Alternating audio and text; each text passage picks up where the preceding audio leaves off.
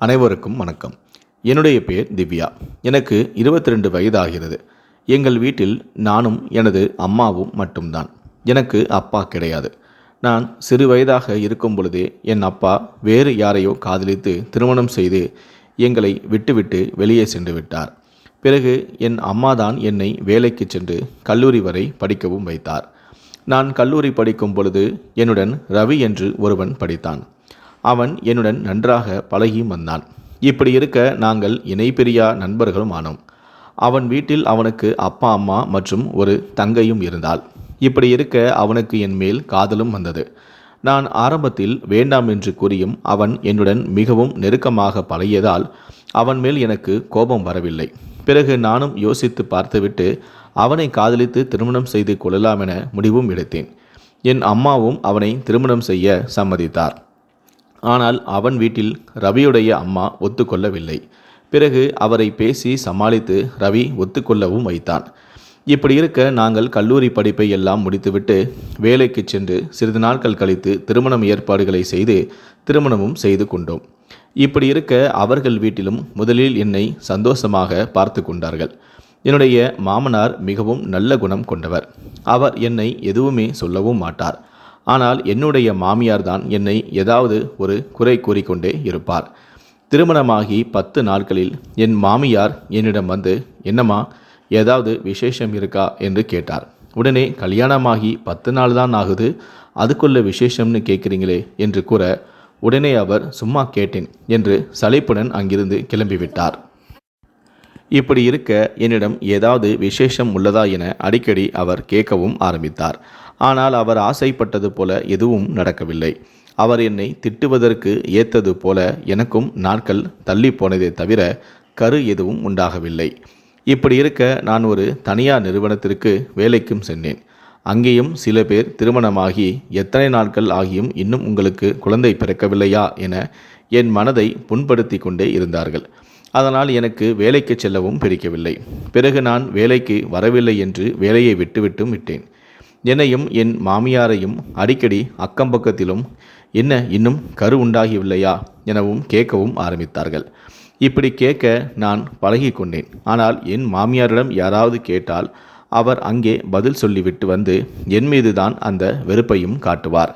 இப்படியே மாதங்கள் அதிகமானது. மாமியாரினிடம் மாதம் கேட்கவும் ஆரம்பித்து அவரும் சலித்ததுதான் மிச்சம். ஒரு நாள் மாதம் முடிகையில் என்னிடம் வந்து ஏதாவது விசேஷம் உள்ளதா என கேட்டார். நான் உடனே என்ன சொல்வது என்று தெரியாமல் தலை குனிந்து நின்றேன். இதை பார்த்த அவர், எங்க நாம் சொல்லதை கேட்குதுங்க, ஒரு நல்ல நாள் பார்க்கறது இல்லை, ஜாதகம் பார்க்கறது இல்லை, எல்லாம் உங்கள் இஷ்டத்துக்கு முடிவு பண்ணிக்கிறீங்க. எதுக்கெடுத்தாலும் இந்த காதல், ஏதாவது பிரச்சனைனா காதல் கிட்டையே போய் கேட்க முடியுமா, எல்லாம் என் தலையெழுத்து என அவர் தன் தலையில் அடித்து கொண்டு அங்கிருந்து கிளம்பினார். இதை பார்த்த எனக்கு மனவேதனையும் ஆனது. இப்படியே 3 வருடங்களும் கடந்தது. என் வயிற்றில் கரு உண்டாகவே இல்லை. ஒரு நாள் என் அத்தையின் அக்கா வீட்டிற்கு வந்தார். அவர் வந்து என்னை நலம் விசாரிப்பது போல அவரும் சில வார்த்தைகளை சொல்லி என் மனதையும் புண்படுத்தினார். அதையும் நான் தாங்கியும் கொண்டேன். இப்படி அடிக்கடி அவர்கள் என்னை சித்திரவதை செய்வது போல பேசிக்கொண்டு இருக்க ஒரு கட்டத்திற்கு மேல் நான் காலண்டரை பார்த்து நாட்களை கணக்கு செய்வதையே விட்டுவிட்டேன். உடனே என் கணவன் வந்து அவரிடம் நலம் விசாரித்து கொண்டிருக்க, நீ நலம் விசாரிப்பதற்காக நான் இங்கு வரலை, ஊர் உலகத்தில் பொண்ணே கிடைக்கலன்னு சொல்லியா தேடி பிடிச்சி இந்த மலடியை கட்டிக்கிட்டு வந்த, கல்யாணமாகி 3 வருஷம் ஆச்சு, மாதம் தீட்டு மட்டும் வருது, எப்படா என் பேர குழந்தைய என் கண்ணில் காட்டுவ என்று கூற, உடனே ரவி சிறிது நேரம் அமைதியாக இருந்தான். பிறகு பெரியம்மா எப்படியாவது இந்த மாதம் என்றும் கூறினான். உடனே அவனுடைய பெரியம்மா சலித்து கொண்டே, இத்தனை மாதம் பண்ணாததை புதுசாக என்னத்தை இப்போ பண்ணிட போகிற என்றும் கூறினார். இங்கே பாரு, உனக்கு இன்னும் 3 மாதம்தான் அவகாசம். அதுக்குள்ளே நீ எந்த ஹாஸ்பிட்டல் போவியோ அல்லது எந்த கோவிலுக்கு போவியோ பிள்ளை பாக்கியம் வரணும். அப்படி இல்லைன்னா பெரியவங்க நாங்கள் சொல்கிற பேச்சை நீ கேட்கணும் என்று கூற, ரவியும் சரி என்று தலையாட்டிவிட்டு அங்கிருந்து சென்றான். இதை ஓரமாக நின்று கேட்ட திவ்யா தன் நிலையை நினைத்து அழவும் ஆரம்பித்தாள். உடனே தன் மனைவியிடம் சென்று அவளை சமாதானமும் படுத்தினான். விடுமா, கவலைப்படாத, இதெல்லாம் கடவுள் கொடுக்கும் வரம். நீ மட்டும் இதை சமாளிக்கல, நானும் தான் தினமும் வேலைக்கு போகும்போதெல்லாம் இப்படி சமாளிக்க வேண்டியது உள்ளது. என் ஆஃபீஸில் வேலை பார்க்குற நண்பர்கள் எல்லாம் ஏதும் விசேஷம் இல்லையான்னு கேட்டு டார்ச்சரும் பண்ணுறாங்க. அவங்களுக்கு பதில் சொல்லியே என்னால் வேலைக்கு போகிற எண்ணமே போச்சு. நமக்கு ஒரு குழந்தை பிறந்தாலே போதும். அந்த குழந்தையை நான் அவ்வளவு பத்திரமாக பார்த்து அந்த குழந்தைக்கு நல்ல அப்பாவாக இருப்பேன். ஆனால் அது நம் கைக்கு வராமல் ஓடி ஒளிஞ்சி நம்மளை சோதிக்குது என ரவியும் அழுது கொண்டிருந்தான். இருவரும் ஒருவரை ஒருவர் சமாதானப்படுத்தி கொண்டிருந்தார்கள். பிறகு அவர்கள் 2 பேருமே மருத்துவமனைக்கு சென்று குழந்தை பிறப்பதற்கு தேவையான எல்லா டெஸ்ட்டுகளையும் எடுத்தார்கள். அதில் 2 பேருக்குமே எந்த பிரச்சனையும் இல்லை என்றுதான் வந்தது. ஆனாலும் என்னவோ தெரியவில்லை, அவர்களுக்கு குழந்தை பிறக்க தள்ளிப்போய் கொண்டே இருந்தது. தன் மாமியார் கடவுளிடம் வேண்டிக் கொள்வோம் என்று கோவிலுக்கும் அலைந்து சென்று எவ்வளவோ வேண்டியும் அப்பவும் குழந்தை உருவாகவில்லை. இதனால் மாமியார் என் மேல் அதிக கோபம் கொண்டார். ரவியின் தங்கைக்கு திருமண வயதை எட்டியது. அவளுடைய பெயர் ஷாலினி. அவளுக்கு தன் சொந்தத்திலேயே ஒரு மாப்பிள்ளையை பார்த்து திருமணம் செய்து கொடுத்தார்கள். ஷாலினி திருமணமாகி சென்று 1 மாதத்திலேயே அவளுக்கு கருவும் உண்டாகி கர்ப்பமும் தரித்தது. இதை காரணம் காட்டி என் மாமியார் என்னை குத்தி காமித்து கொண்டே இருப்பார். இதோ பார், இப்போதான் கல்யாணம் ஆச்சு, 1 மாதத்தில் கர்ப்பமாயிட்டா, உன்ன மாதிரி மலடிய என் மகன் கல்யாணம் பண்ணிட்டு வந்துட்டான் என்று திட்டிக் கொண்டே இருந்தார். இதெல்லாம் தாங்கி கொண்டு என்ன செய்வது என்று தெரியாமல் தனக்கு வரும் துன்பங்களை பொறுத்தும் கொண்டாள். இப்படி இருக்க ஷாலினிக்கு வளைகாப்பு நடத்த முடிவு செய்து மாப்பிள்ளை வீட்டில் வளைகாப்பு ஏற்பாடுகளையும் செய்தார்கள். முதலில் வளைகாப்புக்கு போக வேண்டாம் என யோசித்த நான் பிறகு என் கணவனின் கட்டாயத்தினால் போக வேண்டிய சூழ்நிலைக்கும் ஆளானேன். நாங்கள் அனைவருமே ஷாலினியின் வீட்டிற்கு சென்று வளைகாப்பில் கலந்தும் கொண்டோம். அங்கு ஷாலினி குடும்பம் சந்தனம் என வைத்து கொண்டு மாலையெல்லாம் போட்டுக்கொண்டு நிறைய வளையலெல்லாம் போட்டுக்கொண்டு அமர்ந்திருந்தாள். அதை பார்த்தவுடன் எனக்கு மிகவும் ஆசையாக இருந்தது. சிறிது நேரம் நானே அதில் வளைகாப்பு பெண்ணாக உட்கார்ந்திருப்பது போல என் மனதை தேற்றி அதை ஒரு கனவாக்கி சந்தோஷப்பட்டு கொண்டிருந்தேன். ஆனால் அந்த சந்தோஷம் அதிக நேரம் நிலைக்கவில்லை. எல்லோரும் அவள் கன்னத்தில் சந்தனம் பூசி கொண்டிருந்தார்கள். அதை நான் மிகவும் ஏக்கமாக பார்த்து கொண்டு இருந்தேன். எல்லோரும் சந்தனத்தை வைத்த பிறகு என் கணவன் என்னை வைக்கச் சொன்னார். அதை வைப்பதற்கு சந்தோஷமாக அவள் பக்கத்தில் போன நான் அவளுக்கு வளையலை மாட்டியும் விட்டேன். அந்த வளையல் எதிர்பாராத விதமாக உடைந்தும் போனது. அதை பார்த்த எல்லோருமே இதை பார்த்து அவசகுணம் போல இப்படி ஆகிவிட்டதே என மனதிற்குள் நினைக்க, உடனே ரவியுடைய பெரியம்மா, நான் அப்பவே சொன்னேன், இவளை கூப்பிடாதீங்க, யாராவது கேட்டிங்களா? இந்த மலடி வந்து வளையல் போடலன்னு யார் இப்போ அழுதாங்க? இவளுக்கு பிள்ளை இல்லைன்னு ஏக்கத்தில் வளையல் போட்டு நம்ம பிள்ளைக்கு ஏதாவது ஆச்சினா என்று திட்டி, உடனே என் மாமியாரும் அவருடன் சேர்ந்து உனக்கு தான் புள்ள பெற்று கொடுக்க வக்கில்ல, எங்கே வளைகாப்பு நடத்தினாலும் சீவி சிங்காரிச்சு வந்து நின்றுடுற, கொஞ்சமாவது அறிவு வேண்டாமா? போய் எங்கேயாவது மூலையில் போய் நில்லு என என்னை திட்டினர். இப்படி என்னை இருவரும் திட்ட நான் அழுது கொண்டே கீழே சென்று விட்டேன். என் கணவனும் கோபப்பட்டு என்னிடம் வந்து, நாம் இனிமேல் இங்கு இருக்க வேண்டாம், வா என்று என்னை வீட்டிற்கு அழைத்து சென்று விட்டார். நாட்கள் நகர நகர என் வாழ்க்கை மிகவும் மோசமாகி போனது. என் மாமியார் என்னை அடிக்கடி திட்டுவதையே வேலையாகவும் வைத்திருந்தார். ஒரு நாள் உங்கள் அம்மா கிட்ட நான் பேசணும், உங்கள் அம்மாவை வீட்டுக்கு வர சொல்லு என்று என் மாமியார்கள் இருவருமே கூறினர்.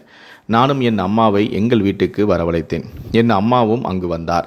என் அத்தை அம்மாவிடம், இங்கே பாருமா, வீட்டில் ஒரு கல்யாணம் நடக்குதுன்னா அது வீட்டுக்கு ஒரு வாரிசு வேணும்னு தான், அதுவே இங்கே இல்லைன்னு இருக்கிறப்போ அந்த கல்யாணம் நிகழ்ச்சி இருக்கணும்னு அவசியமே இல்லை.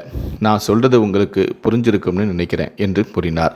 உடனே திவ்யாவின் அம்மா, சம்மந்தி, நீங்கள் பையனை பெற்றவங்க, ஈஸியாக சொல்லிடுவீங்க.